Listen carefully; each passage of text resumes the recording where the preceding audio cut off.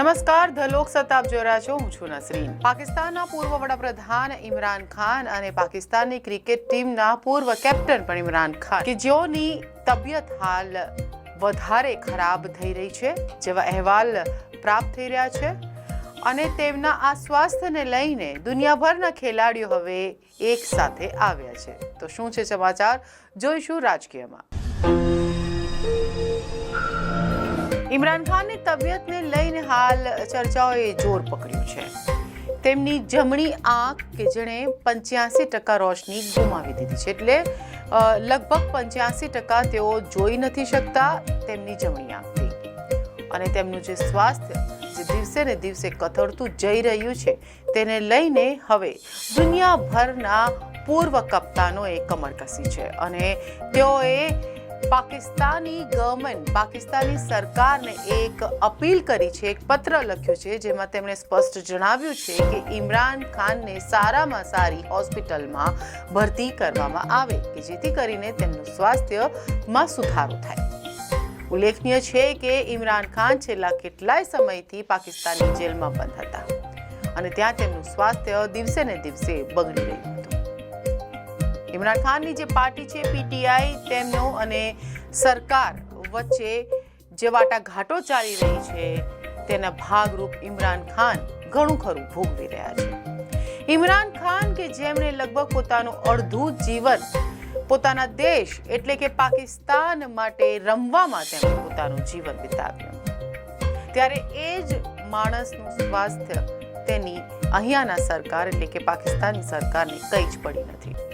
જે વ્યક્તિએ પોતાના દેશનું નામ રોશન કર્યું હોય, ઇમરાન ખાન તેમના જમાનાના સુપર ખેલાડીઓમાંના એક છે અને તેમ છતાં પણ જ્યારે તેઓ રાજનીતિમાં આવ્યા, પોતાની પાર્ટી પીટીઆઈ અને ત્યાંથી તેઓ તેમના વડાપ્રધાન બન્યા દેશના પાકિસ્તાનના, ત્યારબાદ ઘણા આરોપોસર તેમને જેલમાં નાખી દેવામાં આવ્યા હતા. હાલ પાકિસ્તાનમાં શહબાઝ શરીફની સરકાર છે અને તેમના દ્વારા તેમની પર જે અત્યાચારો કરવામાં આવ્યા સરકાર દ્વારા તે આખા વિશ્વએ જોયા. અને હાલ પણ ઇમરાન ખાનને પાકિસ્તાની સરકાર દ્વારા કોઈ સારા એવા પ્રાઇવેટ હોસ્પિટલમાં બતાવવામાં નહોતા આવ્યા, તેમને દાખલ કરવામાં નહીં આવ્યા, તેમને ત્યાંના એક ગવર્મેન્ટ, એક સરકારી હોસ્પિટલમાં લઈ જવામાં આવ્યા હતા. અને એના માટે જ આજે જે પૂર્વ કપ્તાનો છે જેમાં સુનિલ ગાવસ્કર અને કપિલ દેવનું પણ નામ છે અને અન્ય જેટલા 21 જેટલા જે ક્રિકેટના પૂર્વ કપ્તાનો છે તેમના દ્વારા એક લેટર લખવામાં આવ્યું છે. ઇમરાન ખાનના સ્વાસ્થ્ય પર ધ્યાન દોરવા માટે આ લેટર લખવામાં આવ્યું છે અને એમાં કહેવામાં આવ્યું છે કે તેમને સારા એવા પ્રાઇવેટ હોસ્પિટલમાં બતાવવામાં આવે. પાકિસ્તાન ટીમના પૂર્વ કેપ્ટન અને પૂર્વ વડાપ્રધાન ઇમરાન ખાનને યોગ્ય સારવાર મળે તે માટે વિશ્વભરના ક્રિકેટર્સ આગળ આવ્યા છે. સુનિલ ગાવસ્કર, કપિલ દેવ સહિત 21 પૂર્વ કેપ્ટન્સે પાકિસ્તાનના વડાપ્રધાન શહબાઝ શરીફને પત્ર લખીને વર્લ્ડ કપ વિજેતા કેપ્ટન ઇમરાન ખાનને યોગ્ય તબીબી સારવાર આપવાની અપીલ કરી છે. 23 ઓગસ્ટે લખાયેલ પત્રમાં માંગ કરાઈ છે કે ઇમરાન ખાન સાથે માનવીય વ્યવહાર કરવામાં આવે, સાથે સુપ્રીમ કોર્ટના આદેશ મુજબ ઇમરાનની મેડિકલ તપાસ થાય.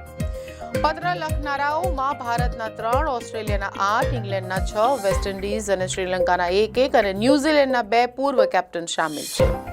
પૂર્વ કેપ્ટન્સનો 6 મહિના પછી બીજો પત્ર છે જેમાં તેમણે લખવામાં આવ્યું છે કે 6 મહિના પહેલા પણ 14 પૂર્વ આંતરરાષ્ટ્રીય ક્રિકેટ કેપ્ટન્સે પાકિસ્તાન સરકારને ઇમરાન ખાન સાથે માનવીય વ્યવહાર કરવા માટે અને યોગ્ય તબીબી સારવાર માટે અપીલ કરી હતી. અમે ત્યારે રાજકારણીઓ તરીકે નહીં પરંતુ પૂર્વ સાથીઓ તરીકે અપીલ કરી હતી. તેમણે જણાવ્યું, ક્રિકેટ મેદાન પર બનેલો આ સંબંધ તે સીમાઓ અને મતભેદોથી ઉપર છે જે ઘણીવાર દેશોને વિભાજિત કરે છે. હવે અમે ફરીથી લખી રહ્યા છીએ કે આ વખતે 7 અન્ય પૂર્વ કેપ્ટન્સ પણ અમારી સાથે છે. ઇમરાનની સારવાર સારામાં સારી કરવામાં આવે. જેલમાં બંધ પાકિસ્તાનના પૂર્વ વડાપ્રધાન ઇમરાન ખાનની પાર્ટી પાકિસ્તાન તહેરીકે ઇન્સાફ એટલે કે પીટીઆઈ અને સરકાર વચ્ચે તેમના સ્વાસ્થ્ય અને સારવારને લઈને વિવાદ ચાલી રહ્યો છે. તાજેતરનો તણાવ ત્યારે વધ્યો જ્યારે ઇમરાનને કોર્ટના આદેશ છતાં ખાનગી શિફા ઇન્ટરનેશનલ હોસ્પિટલ લઈ જવાને બદલે ઇસ્લામાબાદની સરકારી Pakistan institute of medical sciences PIMS માં લઈ જવામાં આવ્યા. પીટીઆઈ અને પાકિસ્તાન સરકારે એકબીજા પર કોર્ટના આદેશનું ઉલ્લંઘન કરવાનો આરોપ લગાવ્યો. તો પાકિસ્તાનમાં પાકિસ્તાની સરકાર એટલે કે હાલ જે સરકાર છે શાહબાઝ શરીફની સરકાર અને ઇમરાન ખાનની પાર્ટી પીટીઆઈ વચ્ચે છેલ્લા ઘણા સમયથી વાટાઘાટો છે. ઇમરાન ખાન જેલમાં બંધ છે, પરંતુ અહીંયા અમાનવીય વ્યવહાર થઈ રહ્યો છે ઇમરાન ખાન સાથે કે જેમણે પોતાનું આખું જીવન દેશની સેવામાં સમર્પિત કરી દીધું. એક સારા એવા ખેલાડી તરીકે, એક સારા એવા ક્રિકેટના ટીમના કેપ્ટન તરીકે, અને તેમને પાકિસ્તાની ક્રિકેટ ટીમને આગળ લઈ જવામાં મહત્વપૂર્ણ ભાગ ભજવ્યો છે. તેમ છતાં પાકિસ્તાની સરકાર દ્વારા જે અમાનવીય વ્યવહાર ઇમરાન ખાન સાથે કરવામાં આવી રહ્યો છે તે હવે આખી દુનિયા જોઈ રહી છે, આખું વિશ્વ જોઈ રહ્યું છે. હવે આ જે ક્રિકેટર્સ છે, પૂર્વ કેપ્ટન્સ છે, 21 જેટલા વિશ્વભરના, તેઓ એકજૂટ થયા છે અને ઇમરાન ખાન માટે આગળ આવ્યા છે. જોઈએ શું પાકિસ્તાનની સરકારના કાન પર આની અસર થાય છે કે પછી ભેંસ આગળ ભાગવત જેવો સીન થાય છે. મળીશું ફરી. રજા આપશો. નમસ્કાર.